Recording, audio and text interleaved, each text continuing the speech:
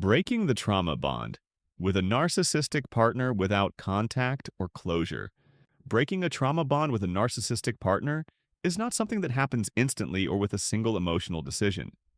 It is a slow internal separation from something that once felt like love, even though it was built on cycles of pain and relief. And the hardest part is that your mind keeps searching for closure from someone who was never willing to give you emotional clarity in the first place. So the real journey begins when you accept that closure may never come from them, and it has to be built entirely within you. At first, your nervous system resists the idea of letting go without contact. Because the trauma bond is not just emotional, it is chemical, psychological, and deeply conditioned through repeated cycles of attachment and withdrawal. Your brain has been trained to associate pain with connection and inconsistency with love, even when you logically know it is harmful. So, when you try to detach, it feels uncomfortable, almost like withdrawal from something you cannot fully explain. And this is where most people misunderstand the process. They think breaking free means waiting for the narcissist to change, apologize, or finally give closure. But every time you wait for that moment, you are actually reinforcing the bond that is keeping you stuck. Because the trauma bond survives on hope, confusion, and emotional unpredictability. The first real step in breaking it without contact is accepting emotional reality instead of emotional potential. You stop asking, what could this relationship become if they changed? And you start asking, what has this relationship consistently shown me over time? This shift begins to weaken the illusion that kept you emotionally attached for so long.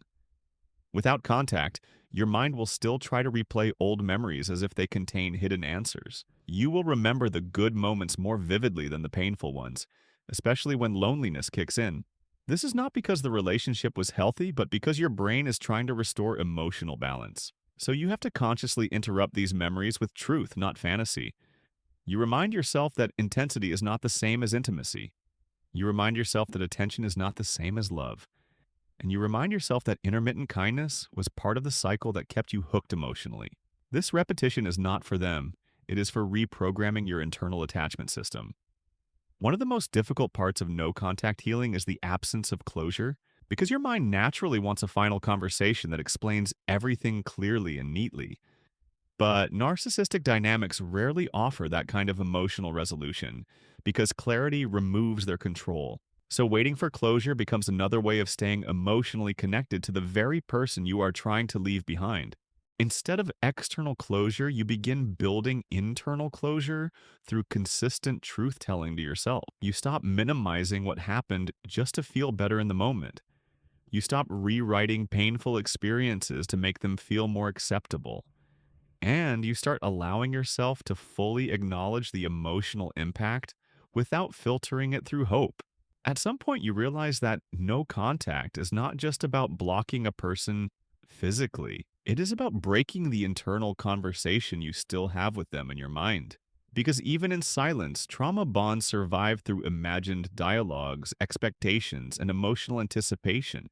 So true separation begins when your thoughts no longer revolve around what they might say or do next. There will be moments when the urge to reconnect feels overwhelming and irrationally strong. And in those moments, your mind will try to convince you that just one conversation will bring relief. But what actually happens is that one conversation resets the entire emotional cycle all over again.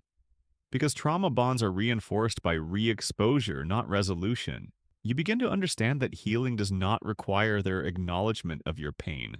It requires your acknowledgement that your pain is valid even without their permission. This is where emotional independence slowly starts replacing emotional dependency. And it is one of the most powerful shifts in the entire healing process. As time passes without contact, something subtle but important begins to change inside you. The emotional intensity does not disappear all at once, but it loses its grip on your decision making. You start thinking more clearly, sleeping more peacefully, and reacting less emotionally to memories of them. And for the first time, silence begins to feel less like emptiness and more like safety. You also start noticing patterns you ignored before because attachment blinded your perception.